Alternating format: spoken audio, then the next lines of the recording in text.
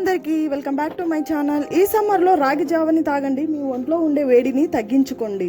ఈ సమ్మర్లో ముందే మన బాడీ హీట్ అయి ఉంటుంది, అలాంటప్పుడు టీలు కాఫీలు అస్సలు తాగాలనిపించదు. వీటిని స్కిప్ చేసి ఈ రాగి జావని తీసుకోండి.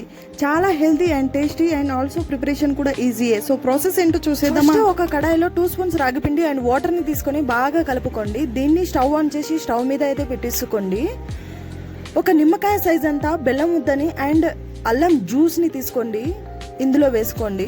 ఒక బాగా కలుపుకొని ఒక ఫ్యూ మినిట్స్ తర్వాత ఇలా పైకి నురుగు వస్తుందండి, దీన్ని తీసేయాలి. ఇది పిండిలో వేస్ట్ పార్ట్, దీన్ని తీసేస్తే మంచిది. అండ్ నెక్స్ట్ ఉడికింది కదా, దీన్ని ఒక జార్లో వేసుకోండి అండ్ ఒక గ్లాస్ మిల్క్ తీసుకోండి. దీన్ని బాగా కలుపుకోండి.